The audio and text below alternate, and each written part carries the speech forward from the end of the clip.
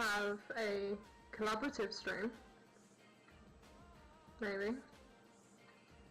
If we could get that to work.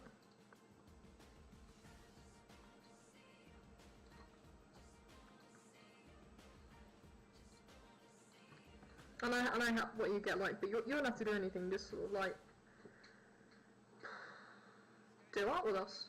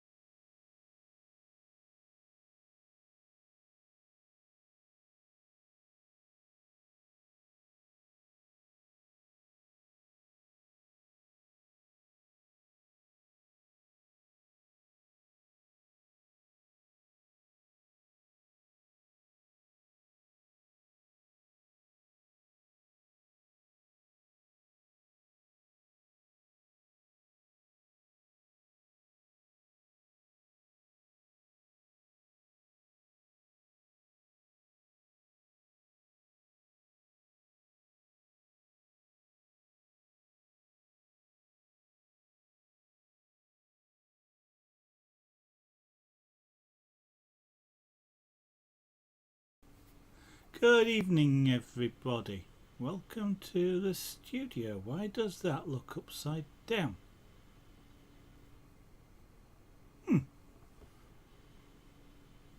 I guess I have inadvertently turned the camera around. I could invert it, I guess, but that will do for now. We'll turn it that way.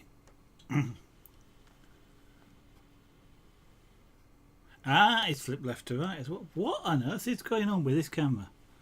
It's flipped left to right, and let's sort this out. I think it's in my main video settings. No, it's not.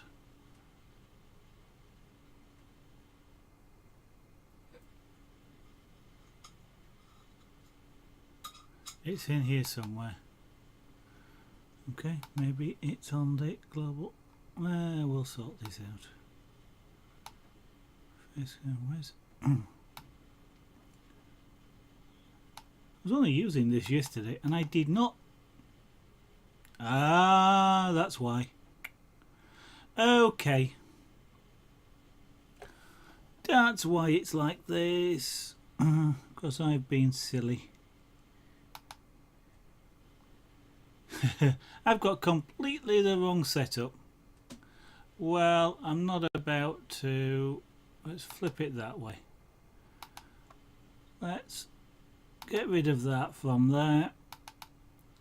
And we'll get rid of that from there. And we'll go with this as it is, like that. Oh dear.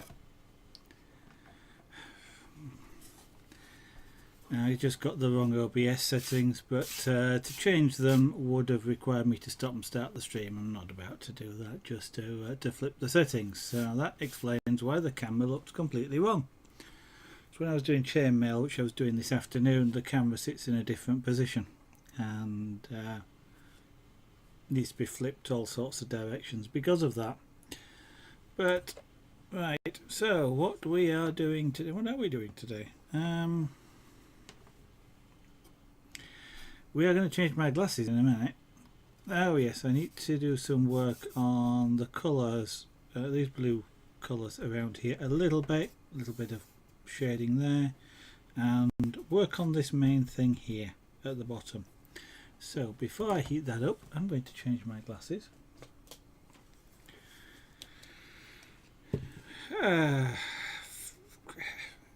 Didn't do anything, so nothing sorted out. Never mind.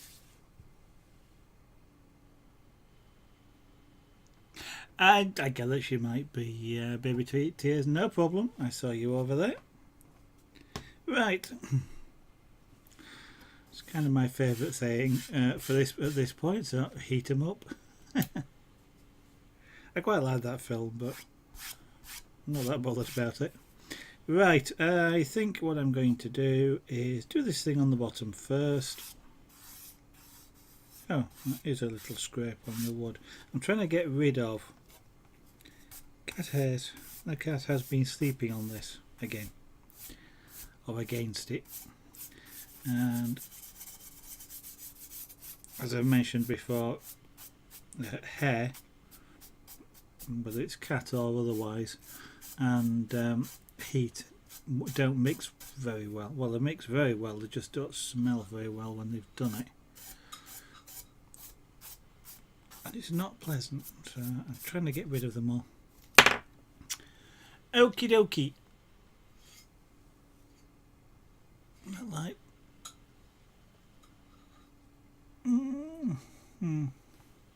lighting. I know Fluffy Twiglet had problems with lighting. We all have problems with lighting. Without using some very powerful lights, it's always a problem. So I'm going to come down here to the bottom. So this top, this is sort of side, slightly underneath, all the way underneath. So it's going lighter, darker, darkest of the three. So what I'm going to do is just treat it as like, I can go all the way across, not worry about going over the line, because below the line in the middle bit is going to be darker, and I don't have to worry about going over the bottom line of that because the bottom edge is going to be darker, so I can do this sort of fairly easily, although it is relatively time consuming. I can turn this up a little bit as no, I'll leave it a little bit low. Yeah, that camera's out of focus. I thought there was something wrong with it. I thought it was my glasses actually, but it's the camera. There we go. Well, that's a little bit better.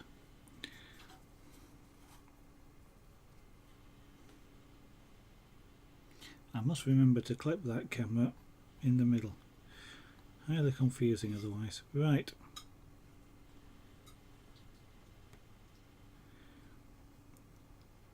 So in actual practice this was white. It's going to get a slight shade down here.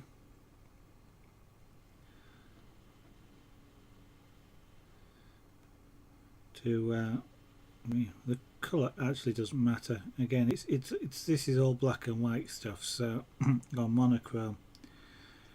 So it gets a slight grey.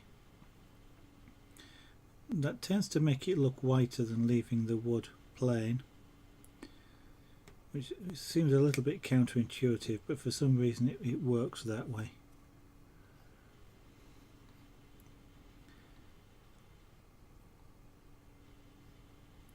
And it is actually easier to deal with when it's been slightly coloured.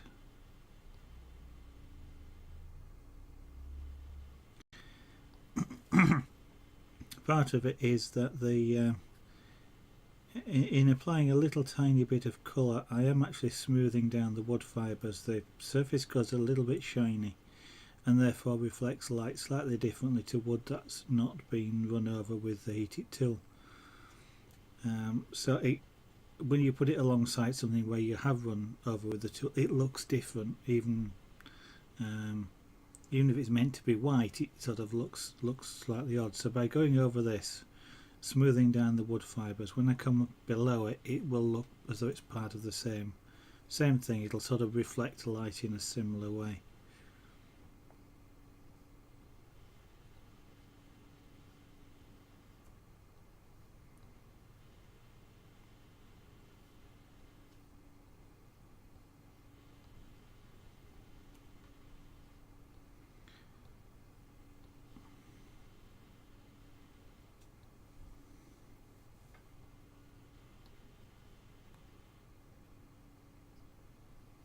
Right, okay.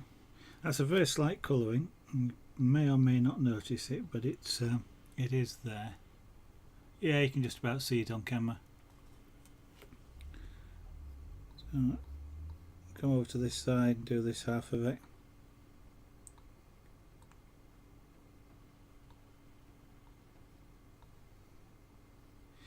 I may actually darken this off because I was kind of silly. I've done a line forgetting that this was going to be white, so I shouldn't have done a line. But so it's got a sort of a slight illustration look to it as this image now, because of the slightly dark outline in some places.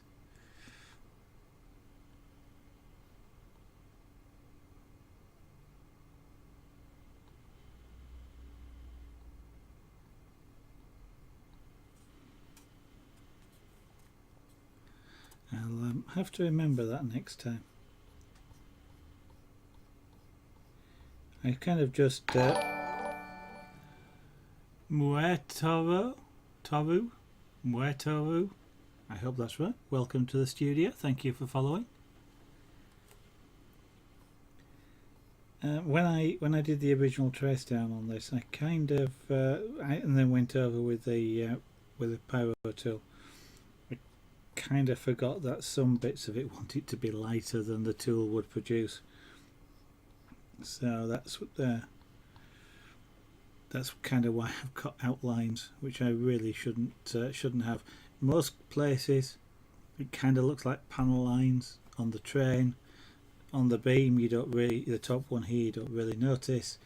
this is the obvious one, so I'm kind of a little bit disappointed with myself that I did that, but you know, it's done now.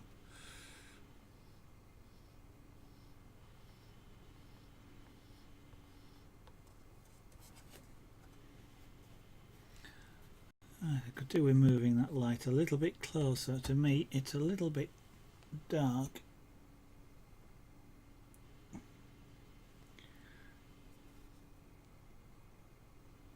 But trying to deal with the reflections is a little bit hard. So you're getting a little bit of glare off the light, I'm afraid.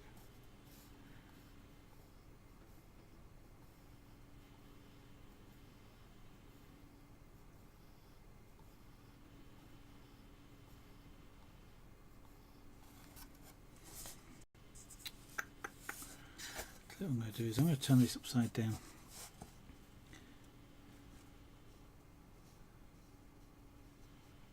See if I can work this way.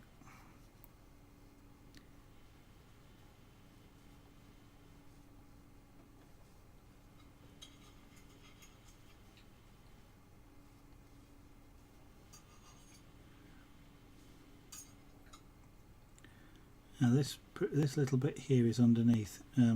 This will show up a lot more once we get closer to having coloured this in, because I'm going to put panel lines onto this, and the panel lines will immediately show you where the things go, and therefore it will look more three-dimensional than it will do at the moment with just shading.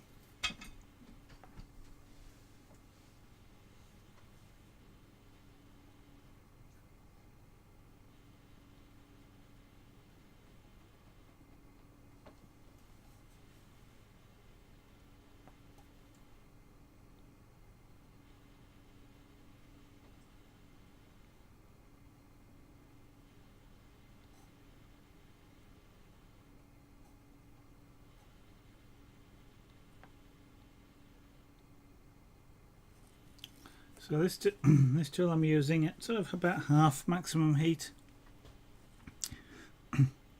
It's not quite linear, so it's a little bit sort of.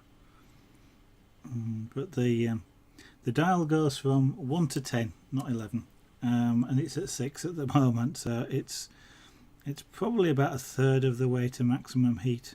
So this tool won't quite glow orange, but it does get quite hot.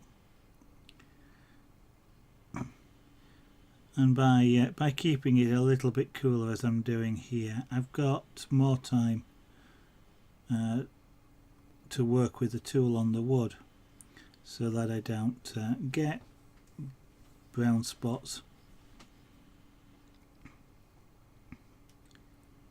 which are kind of a little bit of a pain when they appear where you don't want them to.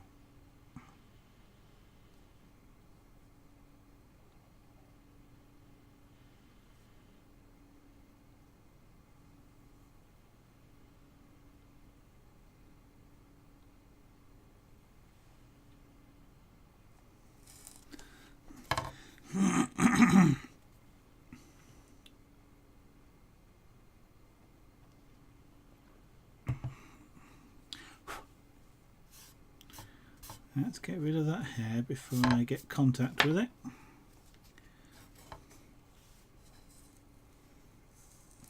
Helps if I bring it on frame as well, doesn't it?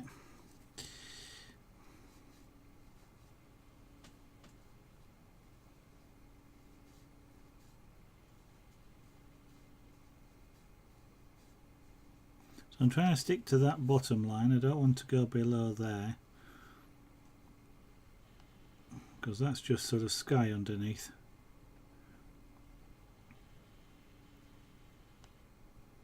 I don't particularly want to go below this, above that line or below this line, because below this line it needs to be lighter.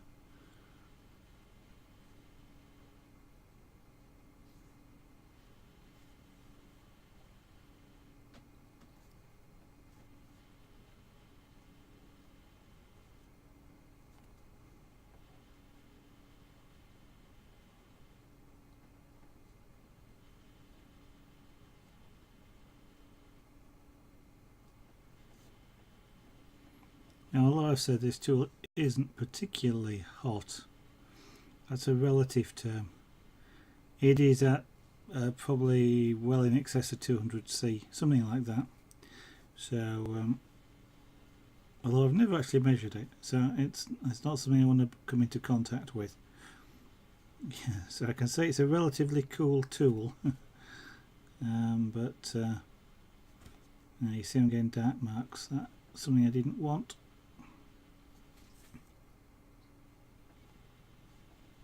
And I have to be careful going over that area, because if I go over where those dark marks are, they'll get darker.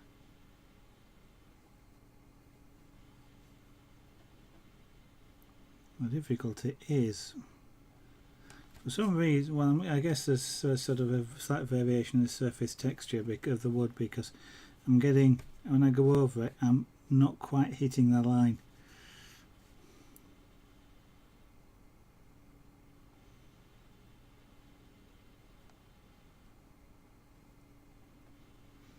Now, I don't need to be 100% perfect around here.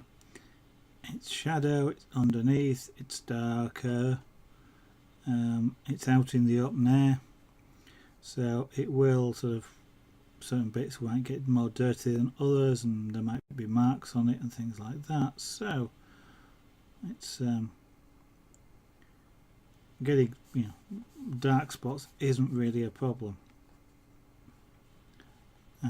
I'm just a little bit sort of it's always paranoid about getting them. I'd rather put them there myself rather than get them there by accident.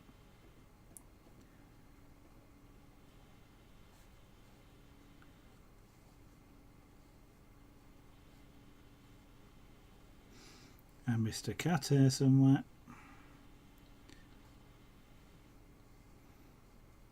Must be only a small one though. Baby t-shirt. You're back with drinks, I see.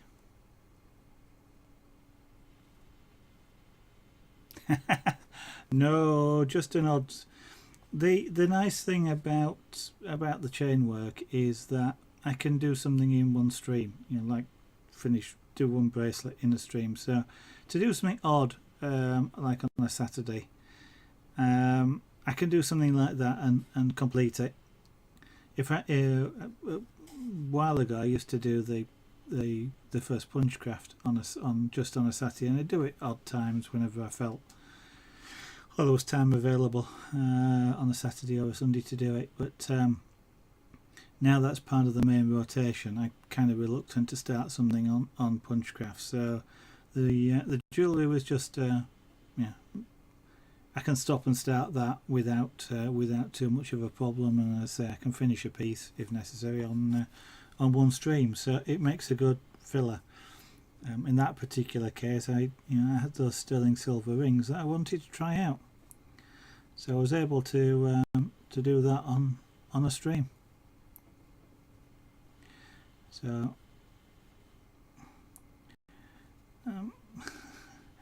you know what, you kind of, I'm kind of tempted now on purpose to the next thing is going to be carving, so I'm kind of tempted on purpose to carve a train. I don't think I'm going to, but I am kind of tempted. Everybody thinks I'm focusing on trains. I just happen to be. I didn't do this because it was a train. I did it because I came across the airbrush painting and thought, hey, that would be a nice subject, just because it looked good.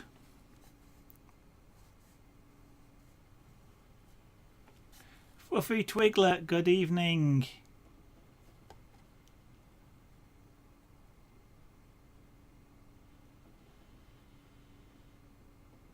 Oh, okay.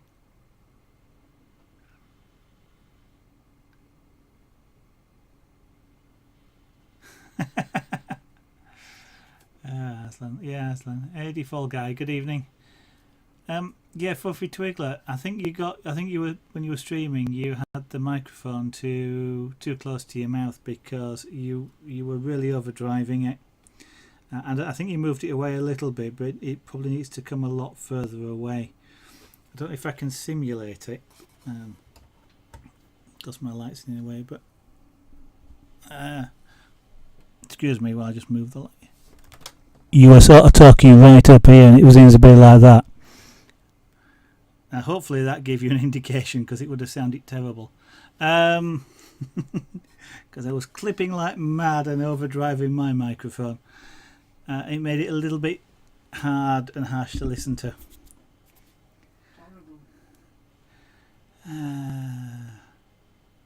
TMJ72 or TMJT72, welcome to the stream.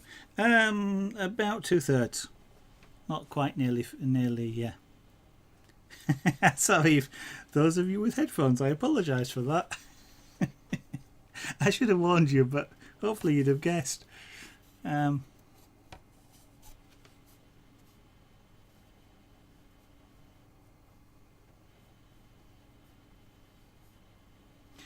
Mine probably clipped and popped doing that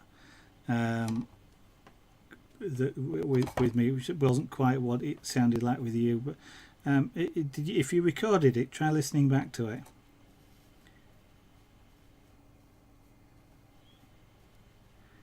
I don't think turning the microphone gain down would have on OBS would have helped. I think it was just literally you'd have been overdriving it anyway, because when you have the gain too high in OBS, it tends to sort of pop, and it wasn't sounding like that.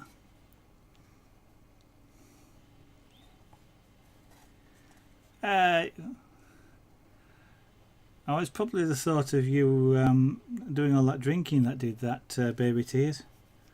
Yeah.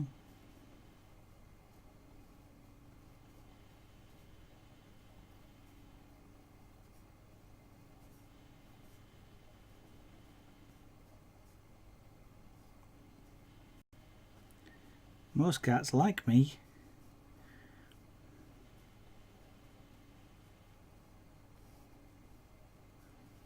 I've had one sat on my knee for most of this afternoon, which in itself is highly unusual. Cleo has until just recently not sat on my knee for years, and all of a sudden she's doing it a lot. Mind you, I think I may be second best choice, and probably nobody else around for her to sit on, so.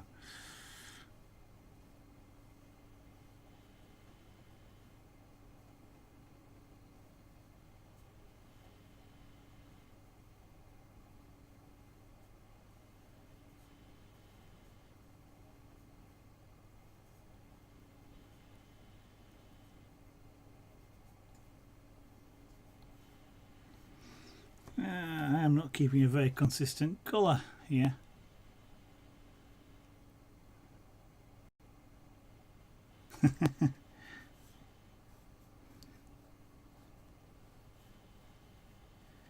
Oh, it seemed the stream was fine. It was just the audio was really hard to listen to because of that. It was quite a harsh listening experience.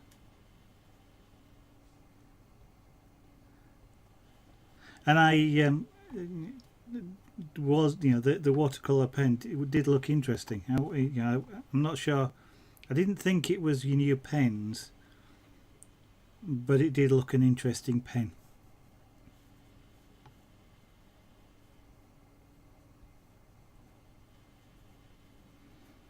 Yeah, and white balance.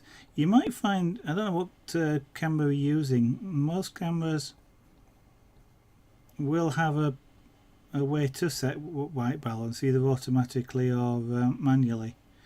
That's probably most of what you need it to do on that fluffy twiggler. Household lighting is very orange. Most incandescent bulbs are really orange, which your eye doesn't see, but the camera does. I'm not sure it'll show up on a piece of white paper. I'll just try turning this camera off, this light off, because I think you see that kind of goes orangey browny colour, and now I've got to just readjust this light, but the white balance is set for having this this light on. So yeah, and I've got LED lights in here mostly, so the light is whiter than normal anyway. So that's why that didn't go quite as brown as or as orange as yours did.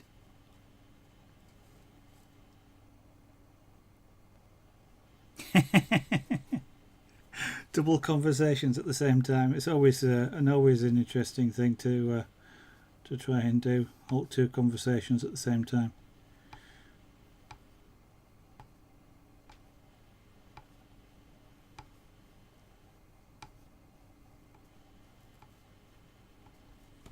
And I like the tiger as well.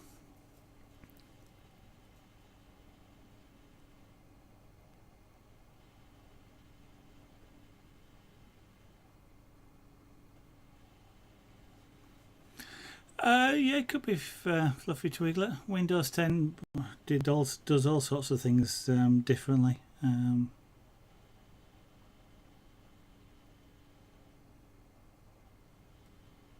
not quite sure. Yeah, I think it's got more automatic microphone settings in it and things like that.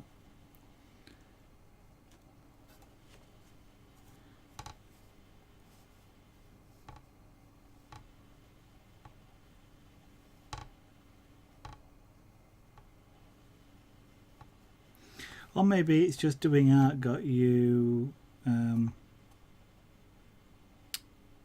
talking louder than normal.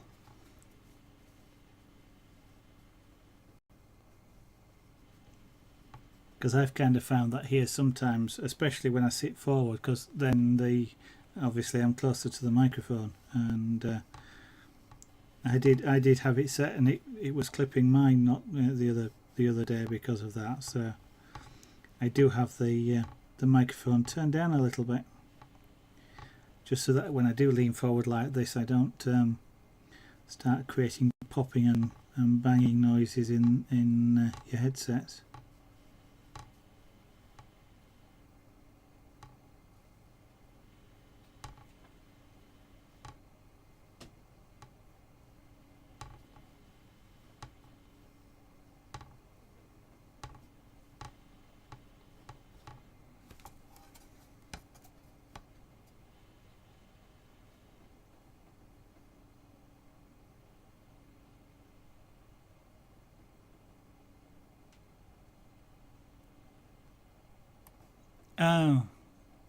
Oh, you're getting the resolution resizing itself. Yeah, that annoys me as well.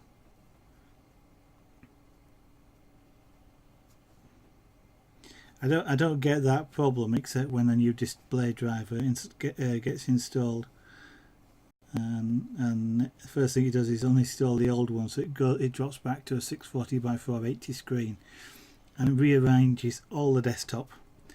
And then it goes back to sort of whatever this one's at, 2200 or something, and they're all in the wrong place. That is annoying if you're having that happen every time you start up. There ought to be a cure for that, though. It does sound like something's not right if it's changing on you.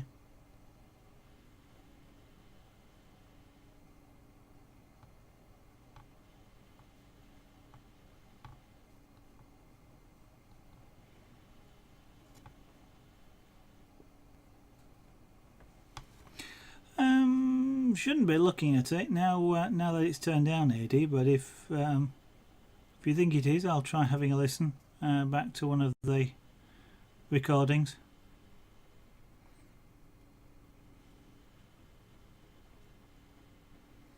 Yeah, I'm just looking at the peak on the OBS window. It could be I'm overdriving the actual microphone amplifier itself, so what I might have to do is turn the mic amp down and turn up the OBS. I'll have a listen. Thanks. If I've got a problem, I will see what I can do to adjust it. I do have a little bit of flexibility now.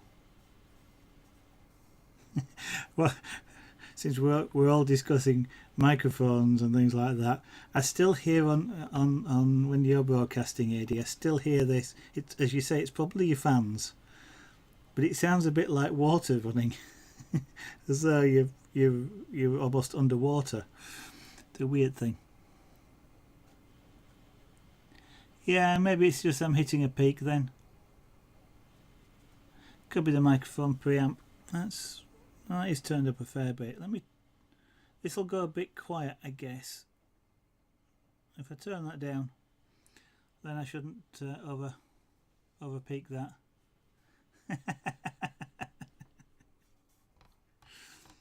He said popping, not buzzing. But that's it's a possibility, I guess. But I don't think AD's wearing headset.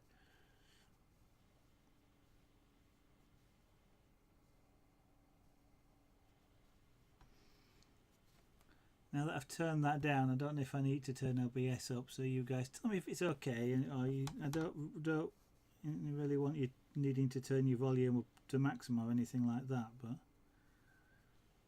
if that's got rid of the popping, that would be a good thing.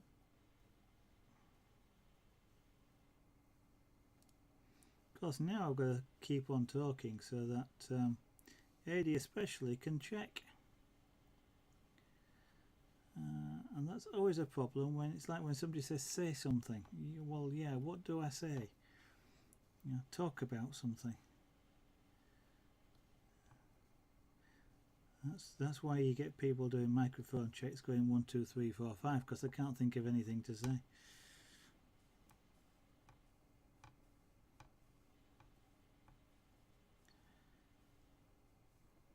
Not that I've done many microphone checks, but that's why I tend to speak about what it is I'm doing. Like I'm doing a microphone check, so I'm just going to keep on and things like that.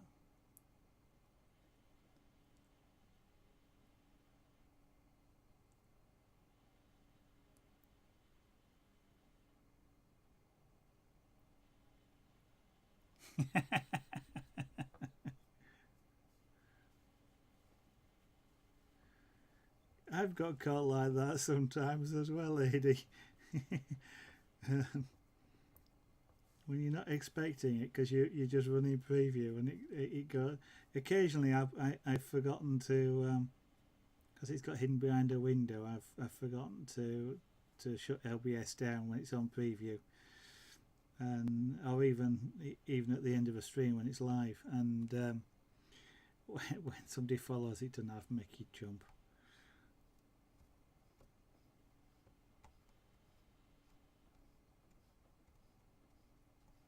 But if you're going to jump about anything, it's a nice subject to jump about.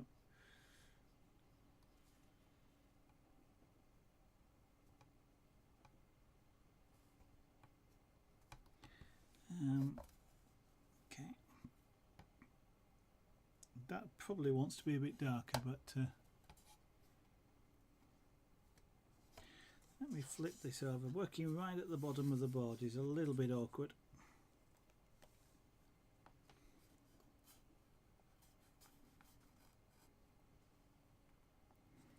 Yeah, the colours are slightly different.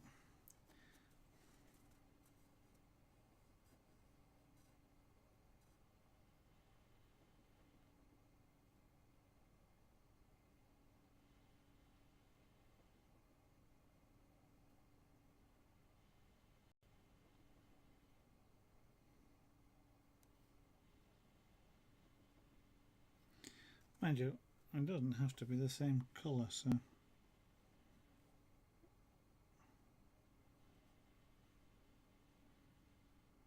I keep saying this is I would say it's natural. They're not natural, but they are out in the open air. Nothing says they've got to get as clean or as dirty as each other.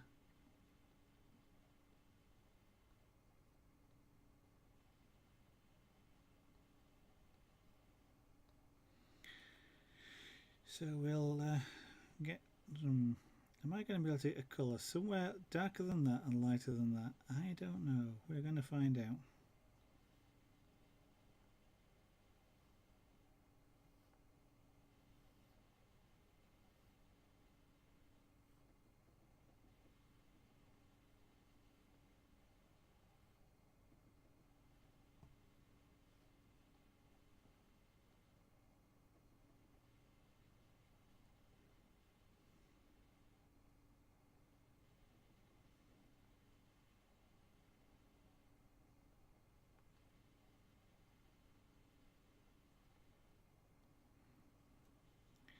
looks about the same.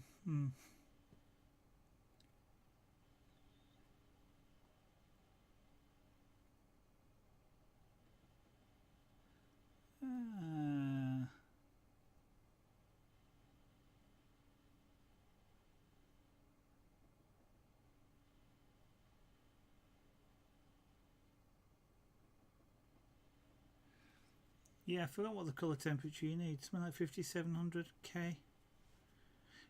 There's two measurements though, AD. You've got to do with LEDs. One is the colour temperature itself, and the other is something called the CRI, the colour rendering index, and that's a measurement of how accurately that light makes you see the colour, or the light generates the colour that you're after. And you've kind of got to get, to get a good, the CRI is more important than the colour, than the colour temperature, but the CRI, I forgot what the CRIs are measured in, but to get them close to the good, to the really good stuff is expensive.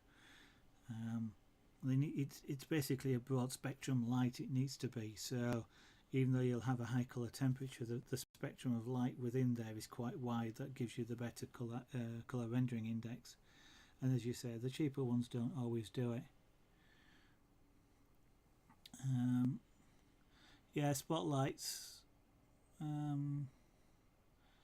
The LED spotlights are better than the halogen ones that they usually get, but it's real hard to get those rings.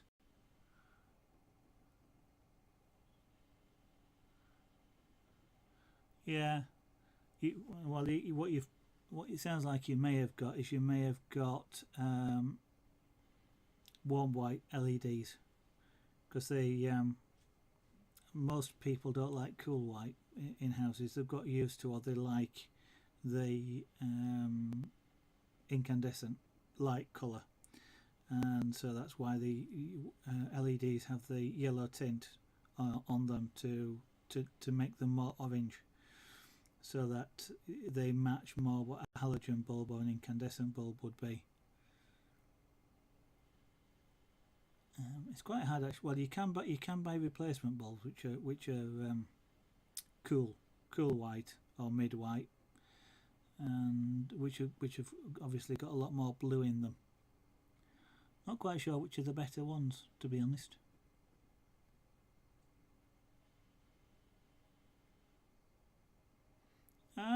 Thanks, Eddie. I was probably then overdriving the preamp a little bit.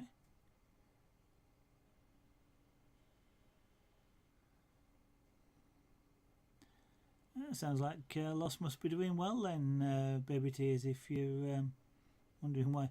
Mind you, she maybe hasn't asked, because I think you can ask when you're good enough. They don't necessarily always just approach you. Or maybe she doesn't like the contract.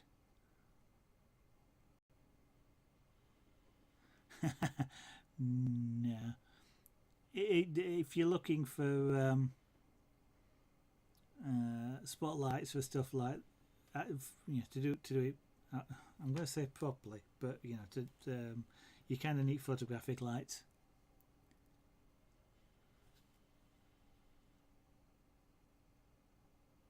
Yeah, sometimes just a lot more light helps anyway, because if the camera's not working at its limits. But the purple ring problem, I've had a standard camera, not a webcam, an actual photographic camera outside in daylight, and they still look blue. So it's not specifically the lighting that's doing it, it's the camera sensors, and there isn't a lot you can do about that.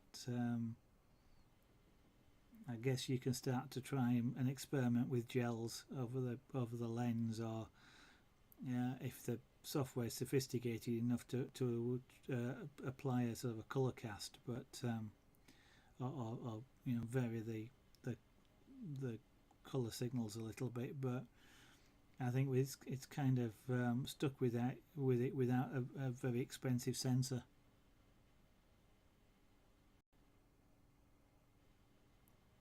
Yeah.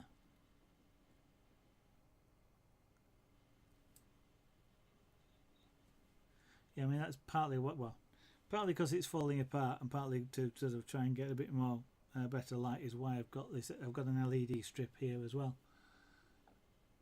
which I got to replace the larger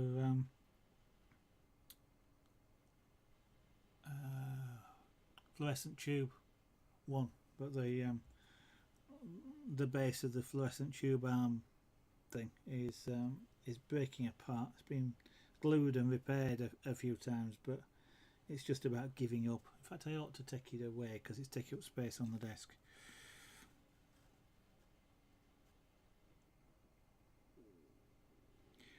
So my new one's on like a snake, which makes it nice and easy to position things, but unfortunately it doesn't stop glare.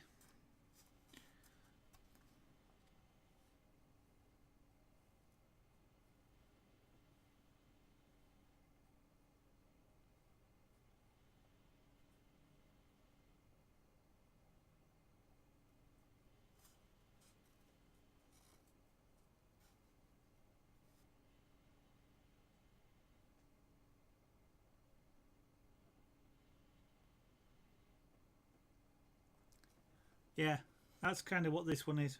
In fact, I'm going to just reposition the camera a little bit. But it's got about a 3-foot snake, which makes life easier. Excuse me, I'm going to reposition this camera because I want to work with the board tilted a little bit more like that, which will help me with glare. So let me just do that. So I'll just reposition that a little bit. There we go.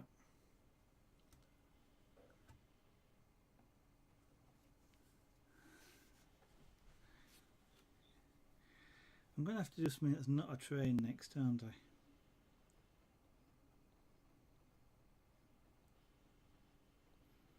I might try finishing off the half-finished sleeping cat that I've got when I do the carving.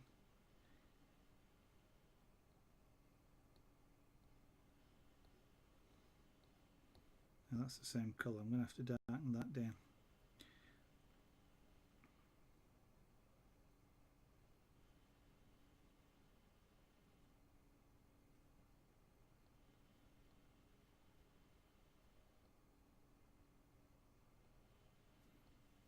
So you might actually see me using not only the sharp chisels but some very sharp knives.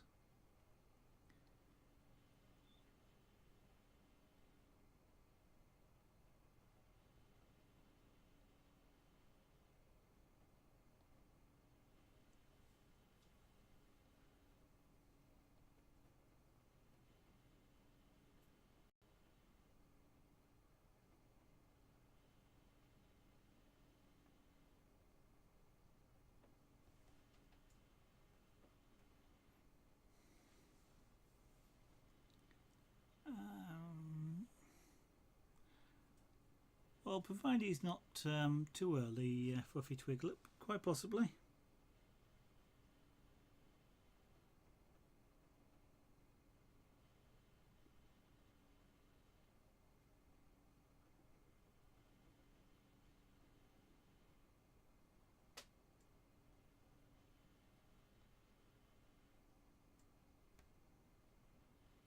Okay, that colour's not bad.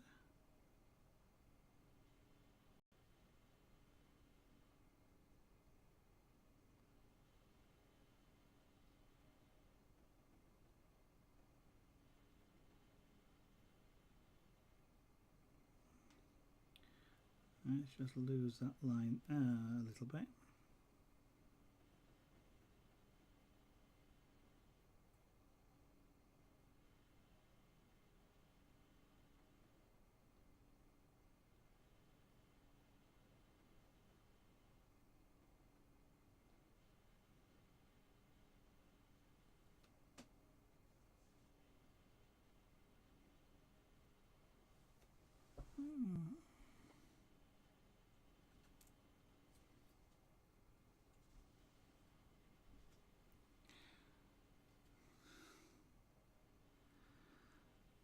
Somehow I don't think your optimism is particularly justified there, baby tears.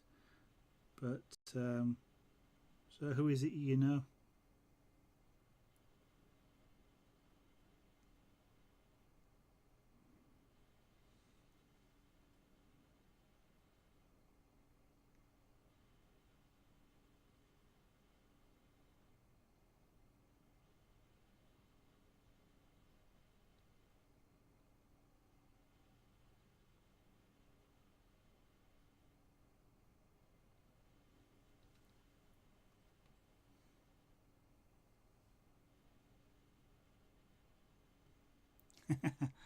Yeah, that's the problem, Eddie, because you have to apply a real red colour cast. I think what's happening is that the blue sensor is not quite linear. I think it sort of does a peak like that, whereas the other sensors are more linear. So you kind of need to knock down just the peak of the blue without adjusting the others, and most of the color adjustments apply sort of a fairly consistent shift on colors towards the red, for example, and it's because of that it doesn't work quite so well.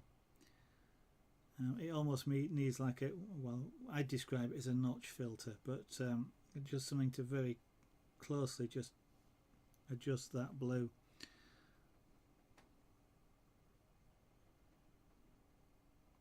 I couldn't get anything that, everything else just looks so weird if I got the purple to show up.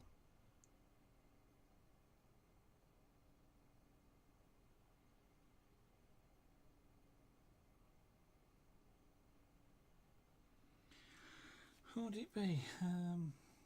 Blue, knock the blue down, so yeah, red green. So it'd have to be an orange sort of filter. Sorry, a yellow filter, wouldn't it? Yellow filter to knock the blue down. Yeah.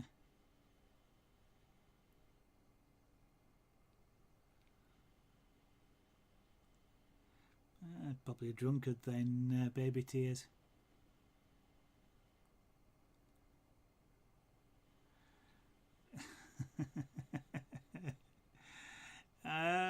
You do you? It's a good job you're not putting more money on it than that, because you'd be quite harmless. I neither have a basement nor a model railroad, model train set. I do have a model engine which I have had since I was a kid. Don't know how long ago that is. It's missing. It's a model of the Mallard, but in a different colour, and it's missing its tender, unfortunately, because it would be otherwise worth quite a bit of money. Without the tender, it's not worth much at all, and I can't run it even if I wanted to, because it uses a system of 3 rails, which Hornby used to have a long time ago and don't anymore. But that's the only engine I've got, and it was given to me by my grandfather. Yep.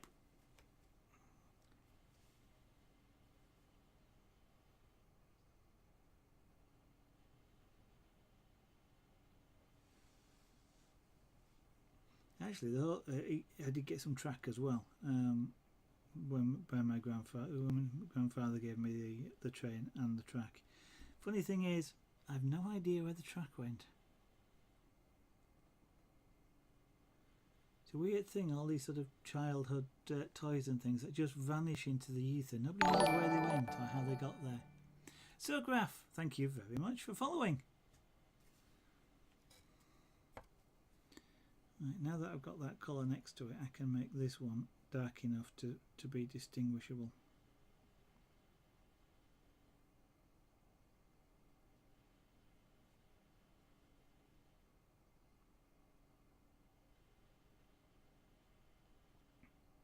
Now, sometime next year, you might have been half right, but not now.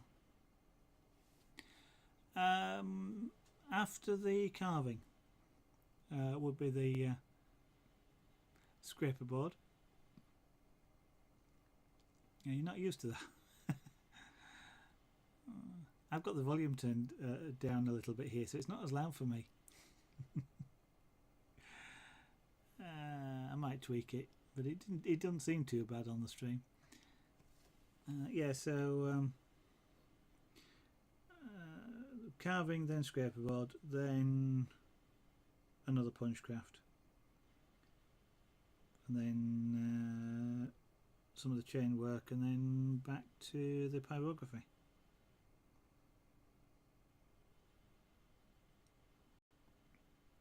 So scraper board's likely to be what? Well, depends on the length of the carving. If I can get the carving into sort of two weeks, then scraper board's probably about 3 weeks away.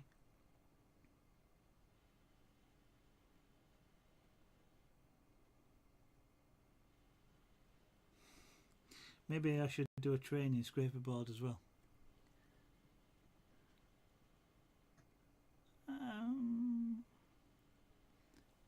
Is it?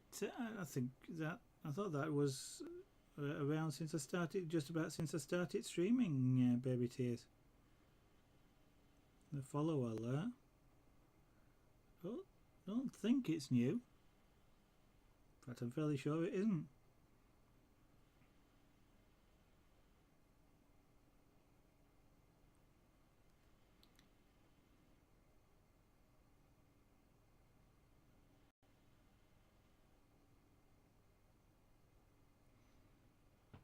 Maybe it's because there's a few more now than there was back then.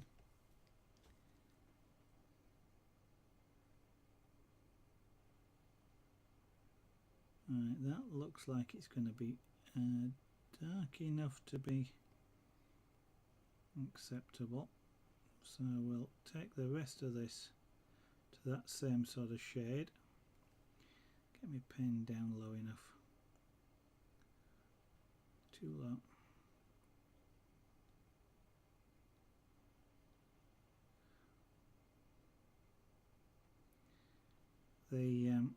Whilst this is a flat shader, the bottom is actually slightly rounded. I need to flatten it out again.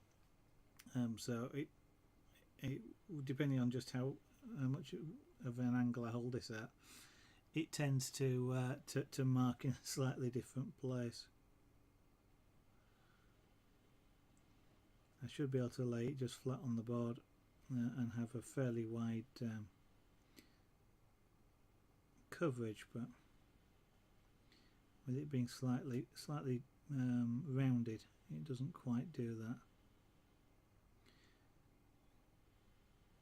Part of it is just as you're using this thing, if I'm using the tip more than the flat, whilst I'm not putting a lot of pressure on it, I am putting some pressure on it, and with it being warm, it does tend to conform, shall we say. So you do have to sort of occasionally straighten out a tool like this. This one's getting to the point where I probably need to do a little bit of straightening on it. It's not particularly much, it's just getting hold of it with a pair of pliers and just squeezing it flat. But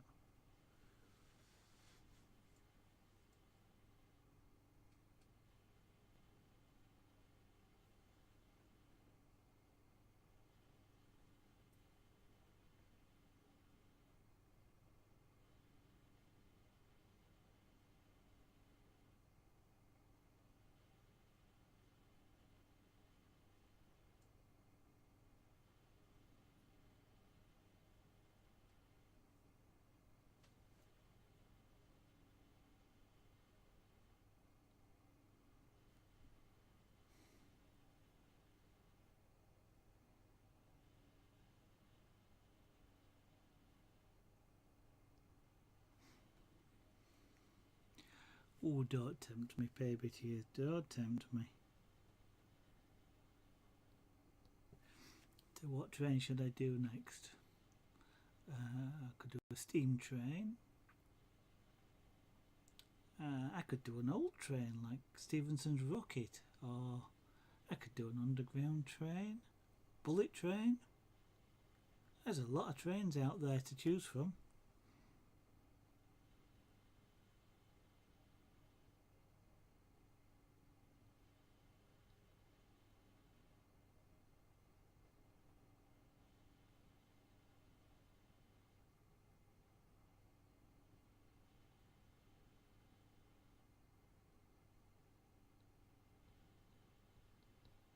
Anyway, I don't kind of think of this as a train, to be honest. I know technically it's a monorail, but it's a monorail train. But this is just one of the rides at Disney World. It's a bit like doing the Globe or something like that. From Epcot. It's just one of the attractions.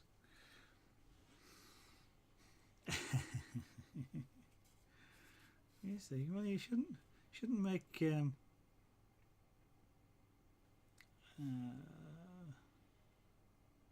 shouldn't put temptation like that. You see, in the way.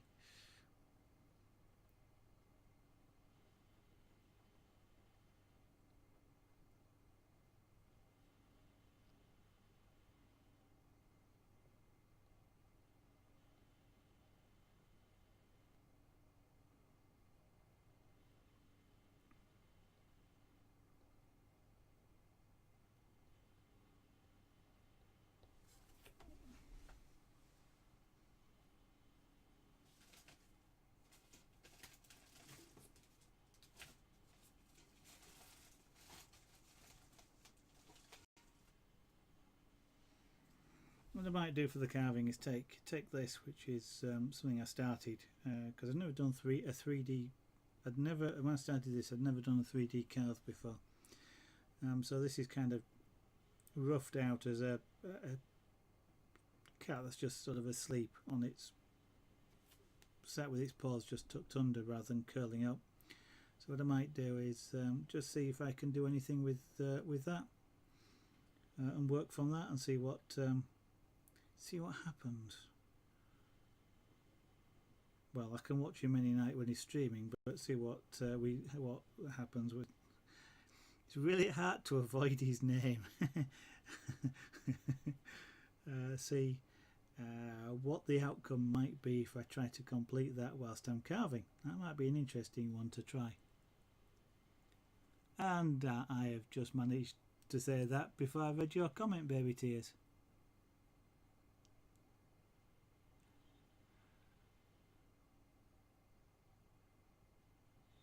I wouldn't do that though, it's kind of a waste of a computer screen. I might have done it on purpose if I'd have read your comment first, but I think we might have a go at that. And it'll be a small, I'm going to say literally a small carving project, but hopefully it wouldn't sort of take 4 or 5 weeks to do. Because when I was doing the dragon, that did take a lot longer than I expected it to do, and about the last last sort of week of doing it, I was sort of debating whether just to put it to one side for a few weeks and come back to it.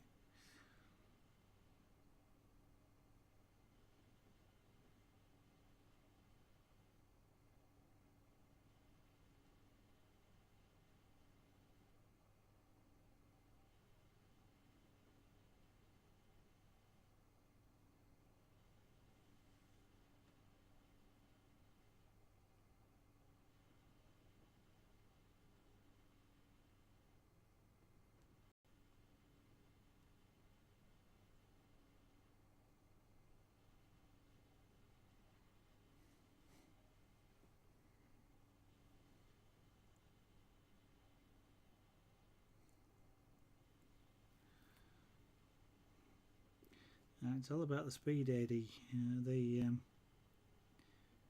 do it nice and fast, it hurts less.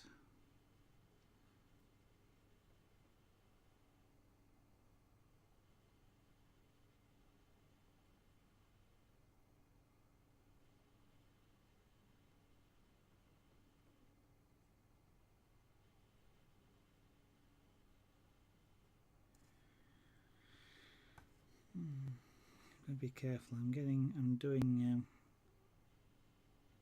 If I'm not careful, what I'm doing is stopping in the same place. I'm going to end up with vertical lines unless I'm careful. I'm about to put some in, which are the panel lines when I've completed this shading, but like everything, I'd rather put them where I want them than being forced to put them in a certain place to disguise something that I've done differently to what I wanted it to be.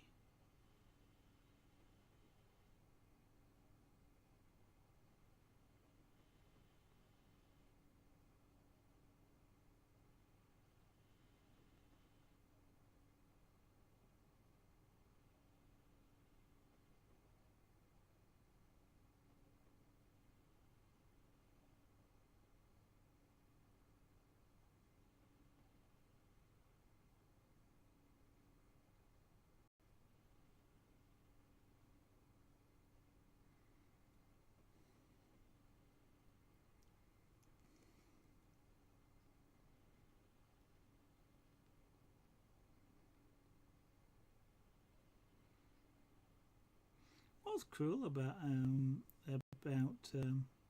encouraging scientific exploration of the forces required to break through a computer screen and how much it'll hurt?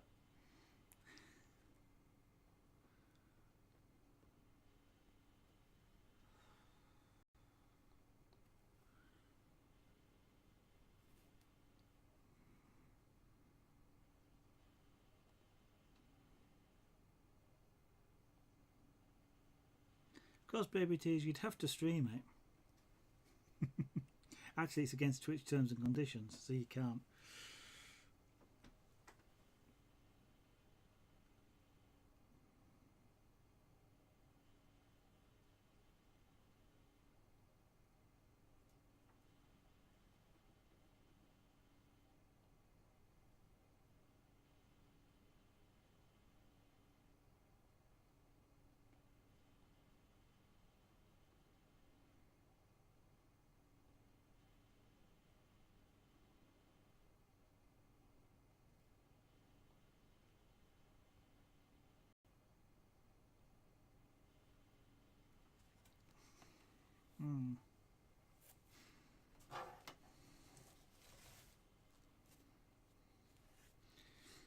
Well, there's a cutter.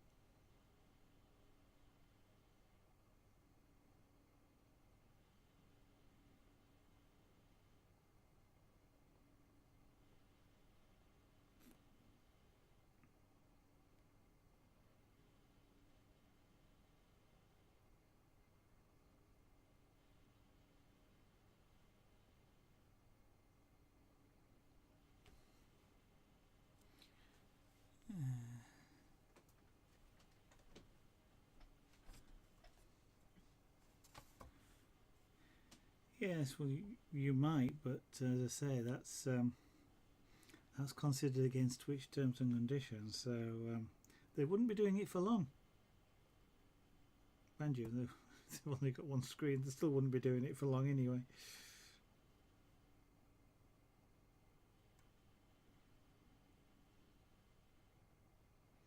Question is though, is it art?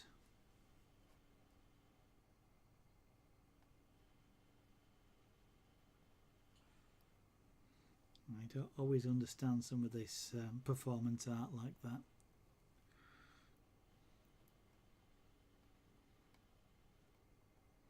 Actually, I don't necessarily understand some of this modern art, that static stuff as well. You know, the famous pile of bricks.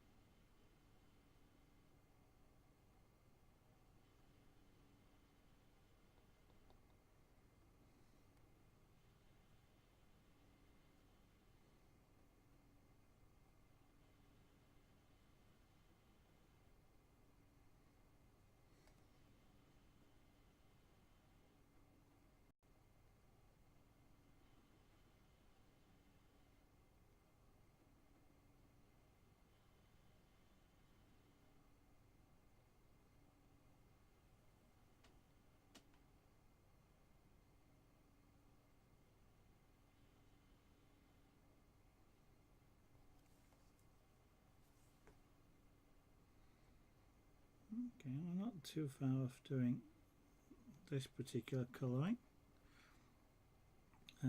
Some of the bottom needs to be just done again.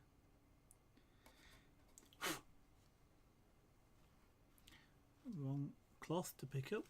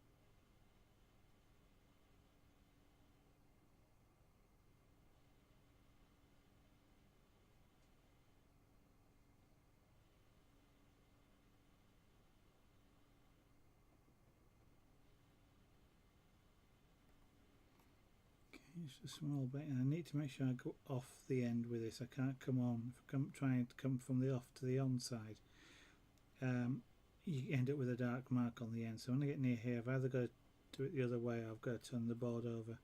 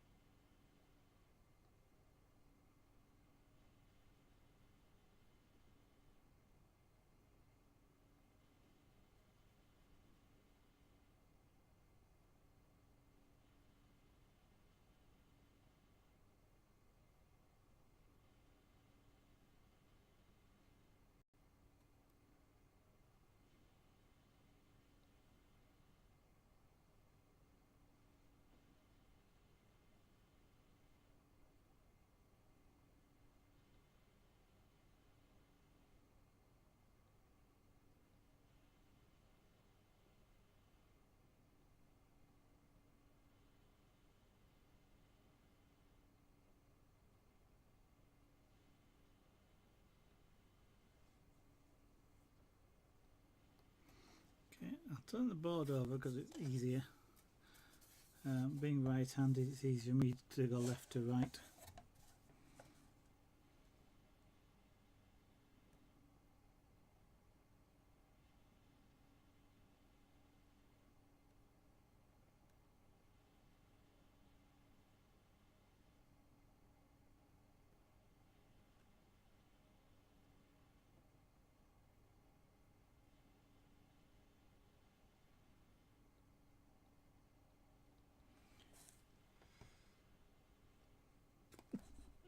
Excuse me.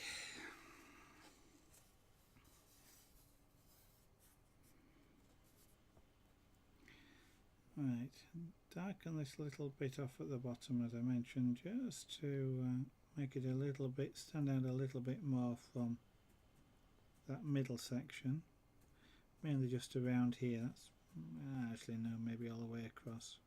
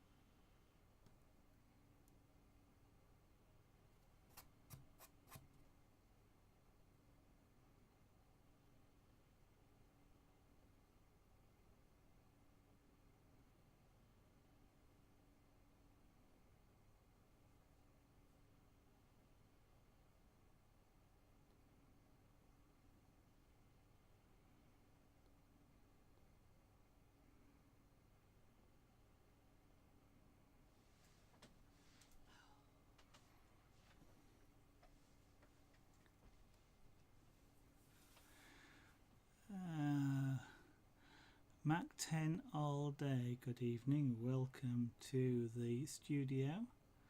You've got some very weird buses where you live. if that looks like a bus, it certainly doesn't look like any of the ones we have around here.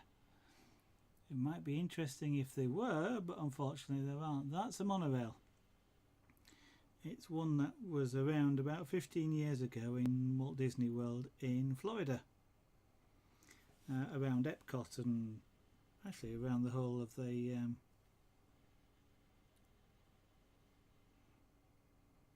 theme park altogether, since they went to some of the other parks as well, or certainly to the hotels. Can't actually remember where it did go. I don't think it went to all the parks though, did it? Went to the transportation centre, went to the hotels and one or two other places.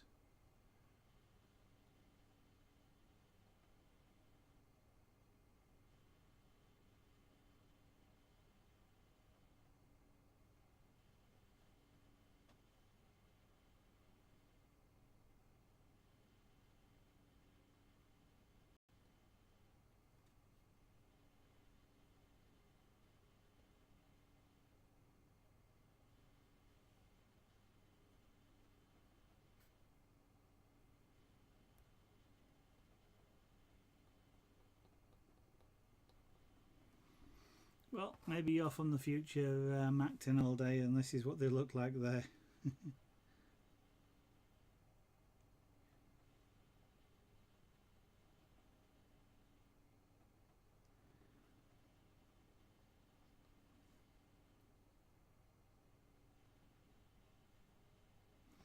I'm going to just tweak the temperature of that a little bit.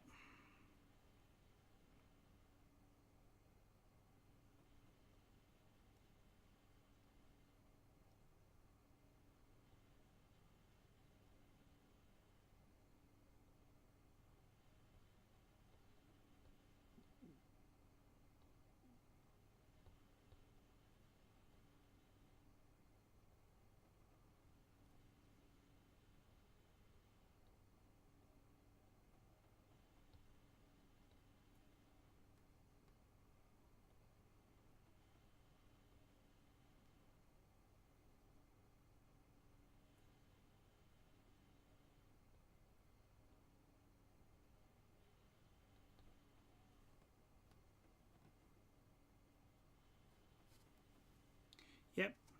Okay. Yes, a train.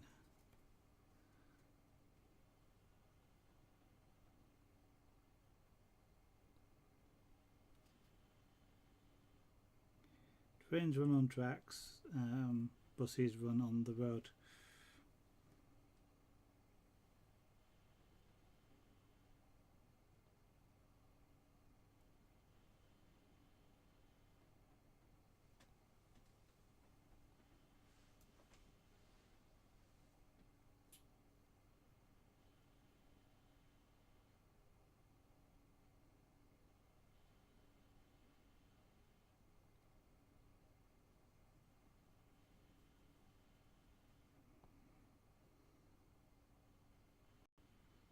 Right, in a minute we'll put some panel lines on here.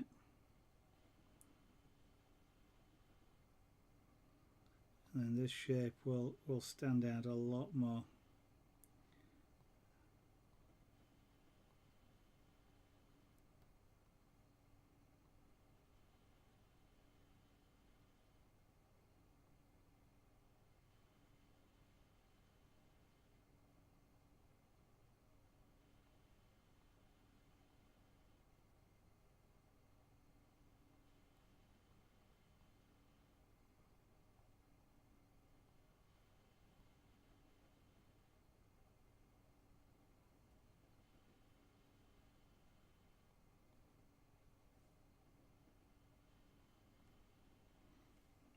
Okay, I'll just put that to one side so it's safe.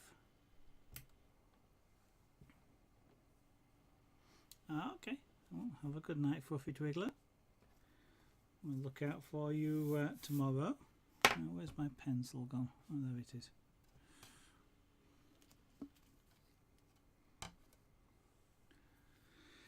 Right. Reference.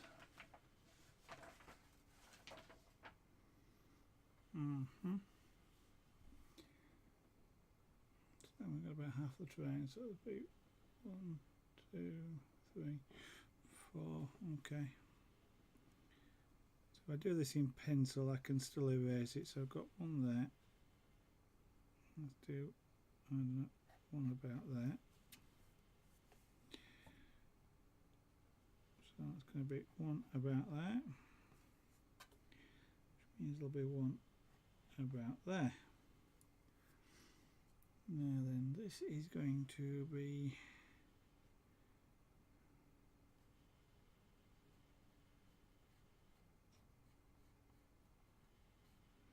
something like that, and then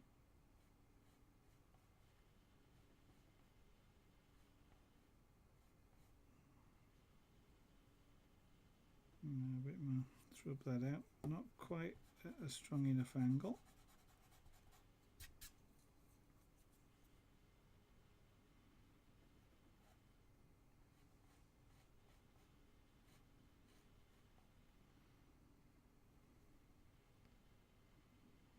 Yep, that looks about right.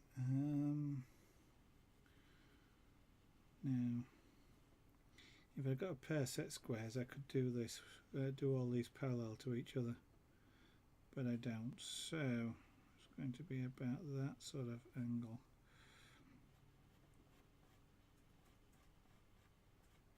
Like that, which means that's going to be about that sort of angle, like that, and that one's going to be about that sort of angle, like that. That looks about right. Now this one's going to be like that.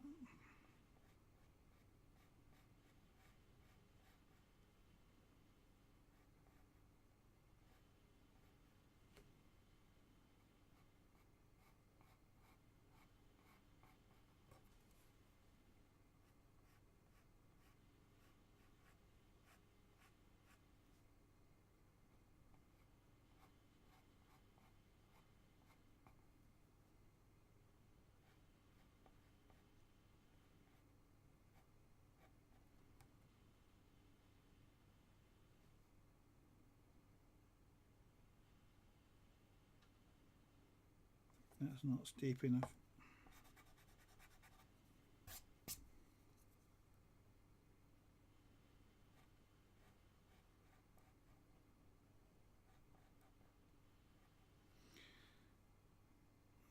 Okay, that one he wants adjusting a little bit. Should have learned by now not to use my fingers to brush that off with.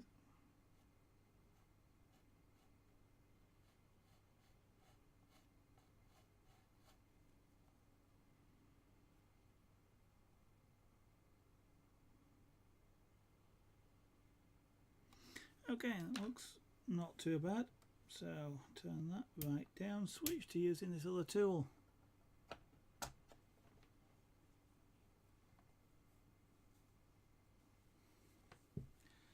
Mac 10 all day. Don't do them particularly, but why can't they come in stream themselves?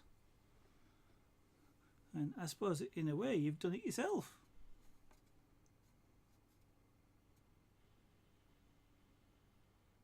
But welcome to your friend.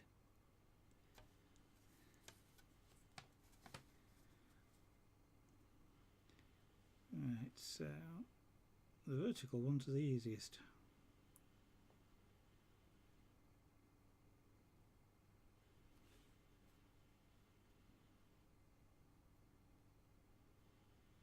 Because these are quite prominent lines, the fact that I'm going over the pencil mark isn't really a problem.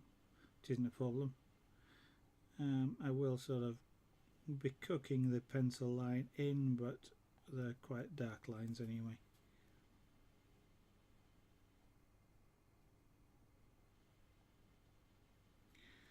I'm using this tool about as cool as it'll go.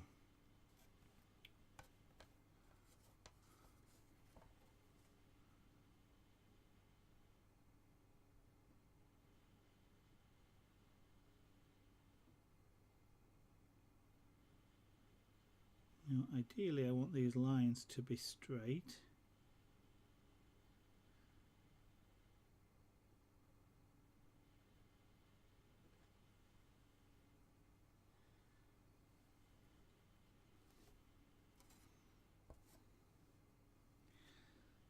If I had a metal ruler I could hold, well, I could hold this tool against a metal ruler to make sure I got it straight. I'd have to hold it in a little bit of an odd way so that the metal ruler didn't actually cool it down.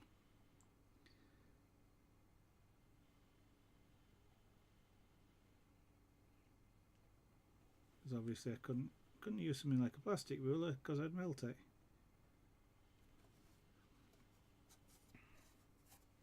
But it's not too hard. It's a bit like using a pencil, and by having it turned down fairly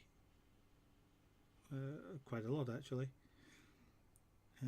it gives me a chance to sort of just lightly sort of pencil in quotes, because this obviously isn't a pencil, the line, and as I'm happy with it I can actually just keep going over it. And the way in which this tool works, with it being quite a narrow point on it, it does tend to create a little channel in the wood, because of the heat the wood shrinks away from it. So that kind of allows me to keep going over it without too much of a problem. It sort of sits in a slight groove.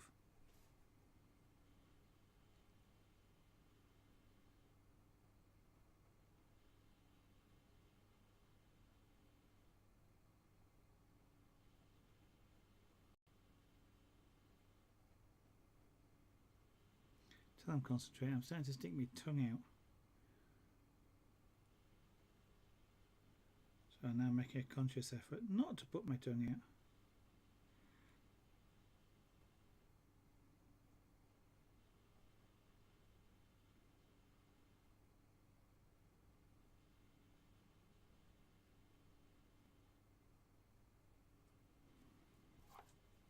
Now,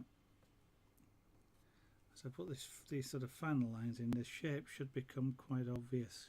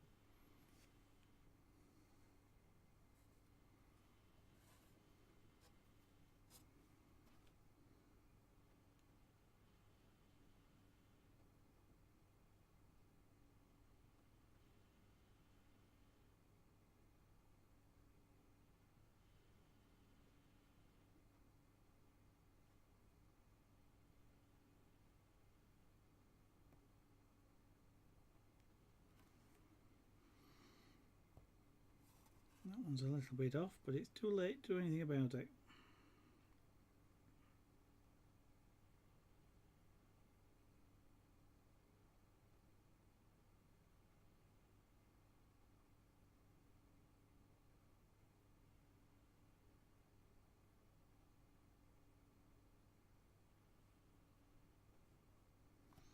And the final panel line for this particular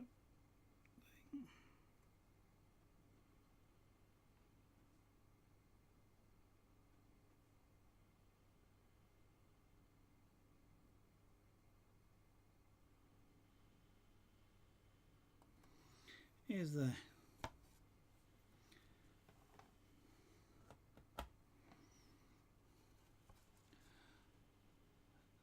So now with those just those lines, it kind of makes it more obvious what that underneath shape is. Before, just the colouring itself probably wasn't enough, but now that you can see where those panel lines are, it becomes, you know, the colours help you see the shape,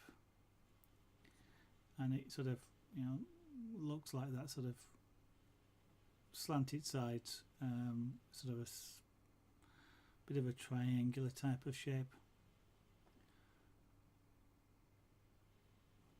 So just looking at that, I did notice it looks like I probably need to make this edge here just a little bit darker, because it kind of just disappears.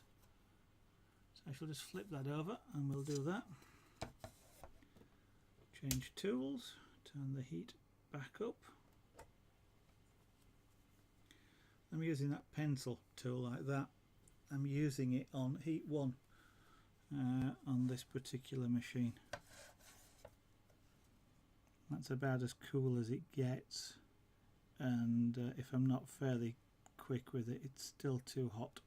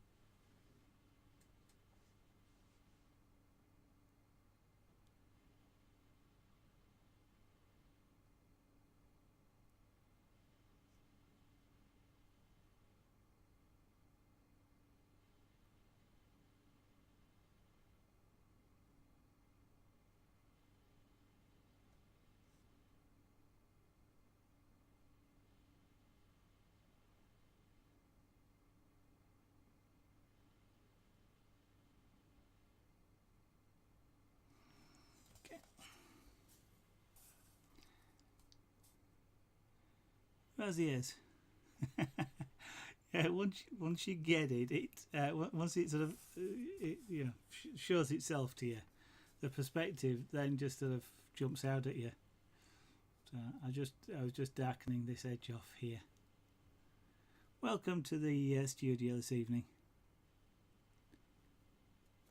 I need to colour this area in as well. I'd originally left that in case I wanted to put a pillar in, but I think now that this has been coloured in and the shape's been added, so you get the perspective of it, I now need to colour that in, and that will help view that as the underneath of the beam. So I'm going to do that next.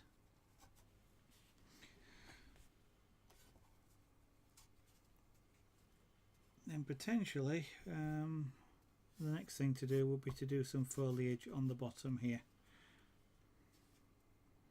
But that will probably be on the next stream. I don't think we'll be doing that tonight.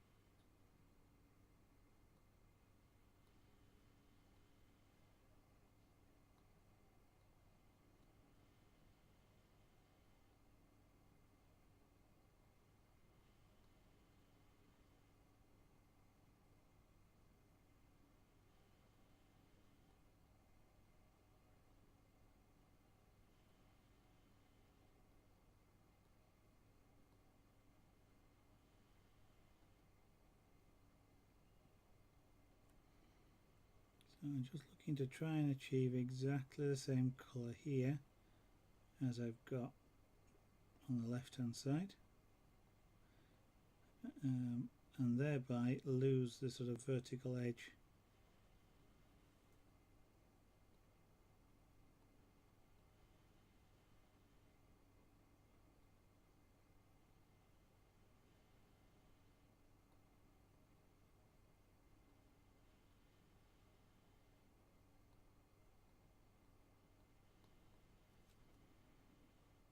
That's not too bad.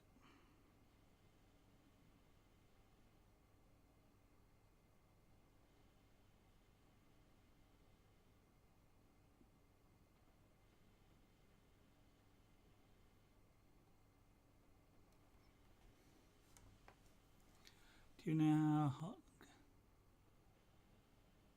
I don't know the actual temperatures, Razia. I know they can reach several hundred degrees.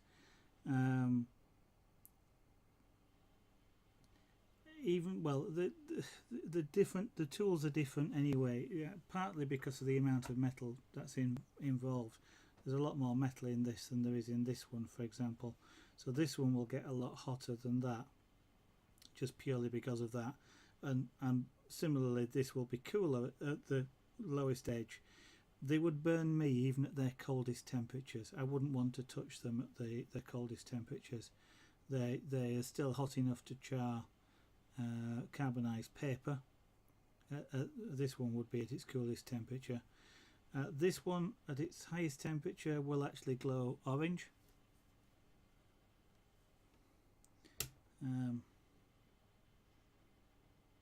See if I can there you go.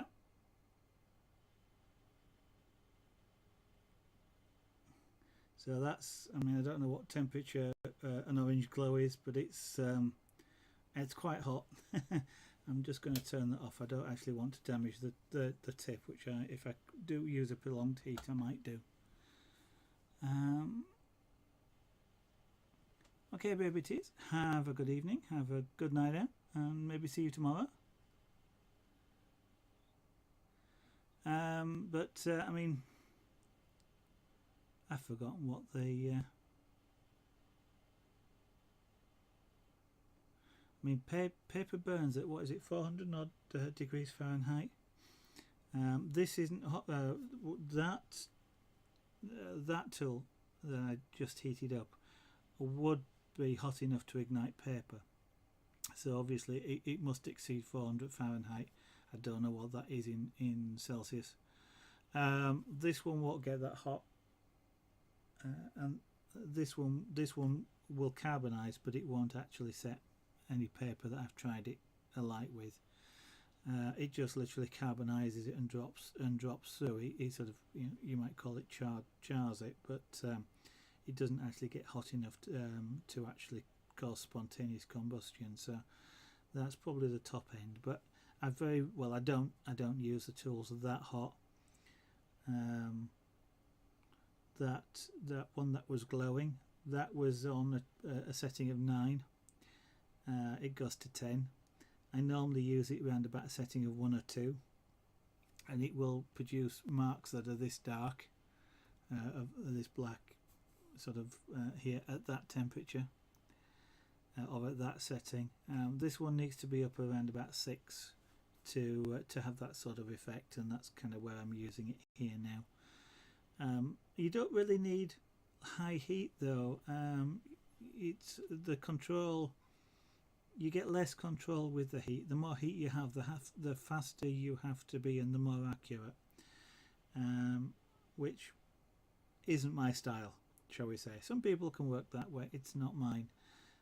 So I turn it down, and to make the wood go darker, I just hold it in one place for longer. Basically, I slow down the movement. I always keep it moving, unless I'm specifically trying to get the shape of the tool, which I do sometimes, maybe for a leaf or something like that. But generally speaking, I just slow down, and I will go over it multiple times and get the control that way, which makes it easier to do fairly subtle shading, as you might see. Well, these aren't particularly subtle, but they're relatively subtle shading. I'm still practicing. That you get around here, which you can't do if the tool's turned up really hot.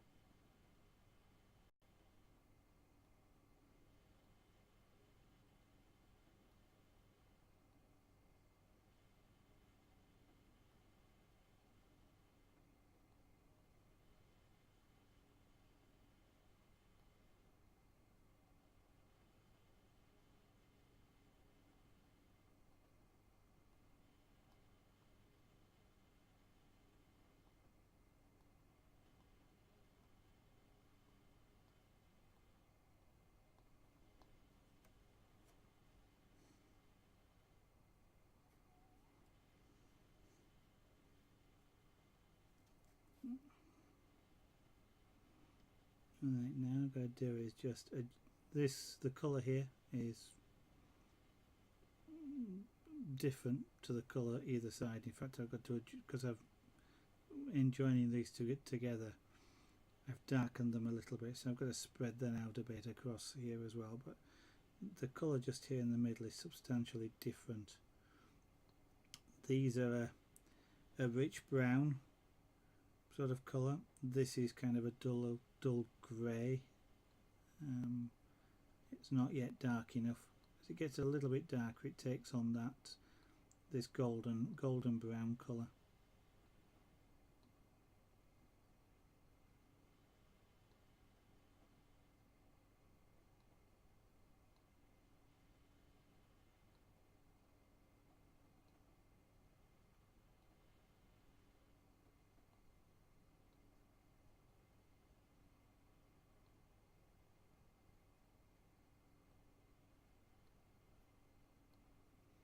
In a minute I'll flip the board over so I can do the sharp edge. I've kind of just kept away from it because I'd get a soft edge if I tried doing it with the tool this way up. So I'd have to work with the tool upside down. I have to flip the board. It's easier to flip the board.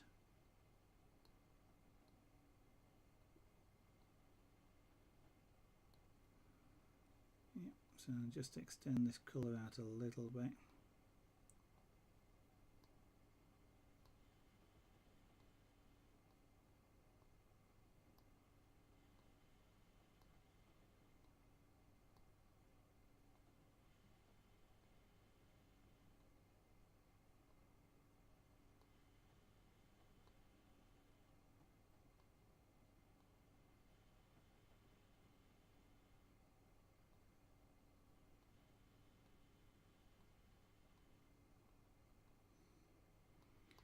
Now this the brown is a little bit like a varnish, and I can push it around a little bit. So that's kind of what I was just doing there. I was just pushing the edge of it around a little bit just to disguise the edge. And basically blend it in with the stuff around it.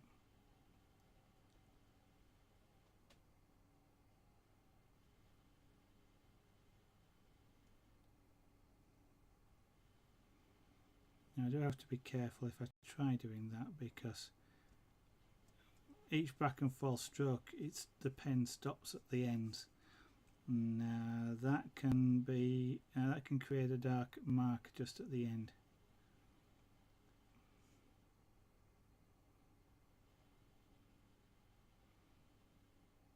So most of the time when you're using a pyrographic tool in this style, you move, whilst you may move it both ways, you are lifting it off the board in between, so you're making two distinct strokes. You're not actually just going backwards and forwards as it might look doing that. I'm lifting off at the end. But to be honest, I find it easier. Whilst I can work like that, I find it easier to just keep going in the same direction. Part of that is this, the fact that this colour is a little bit like a varnish, and I can push it and spread it out, which smooths the colour a little bit, and just it's easier than trying to go backwards and forwards for me. Right, so